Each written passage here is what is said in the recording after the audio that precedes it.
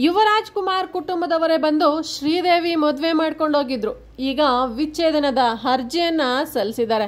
ಮುಂದಿನದು ಕಾನೂನು ಏನ್ ಹೇಳುತ್ತೋ ಹಾಗೆ ಕಾನೂನು ಹೋರಾಟ ಮಾಡ್ತೀವಿ ಅಂತ ಶ್ರೀದೇವಿಯವರ ತಂದೆ ಹೇಳ್ತಾ ಇದ್ದಾರೆ.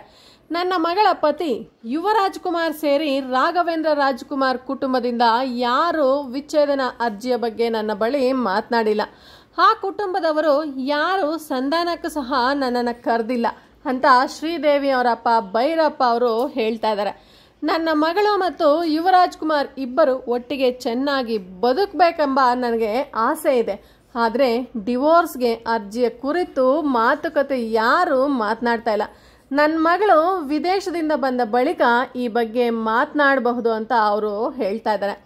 ಯುವರಾಜ್ ಕುಮಾರ್ ಕುಟುಂಬದವರೇ ಬಂದು ಶ್ರೀದೇವಿ ಮದುವೆ ಮಾಡ್ಕೊಂಡೋಗಿದ್ರು. ಈಗ ವಿಚ್ಛೇದನದ ಅರ್ಜಿಯನ್ನ ಸಲ್ಲಿಸಿದ್ದಾರೆ.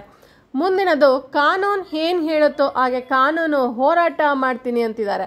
ಶ್ರೀದೇವಿ ಭೈರಪ್ಪ ಅವರು ಮೂಲತಃ ಮೈಸೂರಿನವರು. ಅಲ್ಲೇ ಹುಟ್ಟಿ ಅಲ್ಲೇ ಬೆಳೆದು ಉನ್ನತ ಶಿಕ್ಷಣ ಮುಗಿಸಿ ಡಾಕ್ಟರ್ ರಾಜ್ಕುಮಾರ್ ಅವರ ಕುಟುಂಬ ನಡೆಸುತ್ತಿರುವ ಸಿವಿಲ್ ಸರ್ವಿಸ್ ಅಕಾಡೆಮಿ ಉಸ್ತುವಾರಿಯನ್ನ ವಹಿಸಿಕೊಂಡಿದ್ರು.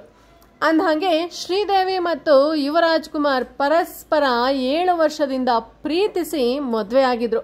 ಎರಡು ಕುಟುಂಬಗಳ ಒಪ್ಪಿಗೆ ಪಡೆದು ಈ ಜೋಡಿ ಅಸ್ಮನೆಯನ್ನ ಹೇರಿದ್ರು. ಅಲ್ಲದೆ Sridevi Bhyrappa doctor Rajkumar civil academy ಜವಾಬ್ದಾರಿಯನ್ನು ಸಹ ವಹಿಸಿಕೊಂಡಿದ್ರು.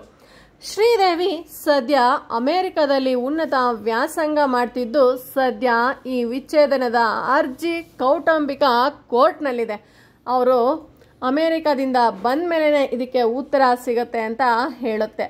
ವಿಡಿಯೋ ಇಷ್ಟ ಆಗಿದ್ದಲ್ಲಿ ಲೈಕ್ ಮಾಡಿ, ಶೇರ್ ಮಾಡಿ, ಕಮೆಂಟ್ ಮಾಡಿ. ಹೆಚ್ಚು ವಿಡಿಯೋಸ್ಗಾಗಿ ನನ್ನ ಚಾನಲನ್ನು ಈ ಕೂಡಲೇ ಸಬ್ಸ್ಕ್ರೈಬ್ ಮಾಡಿ. ಮತ್ತೊಂದು ಇಂಟ್ರೆಸ್ಟಿಂಗ್ ವಿಡಿಯೋ ಸಿಗ್ತೀನಿ. ಅಲ್ಲಿ ತನಕ ನಮಸ್ಕಾರ.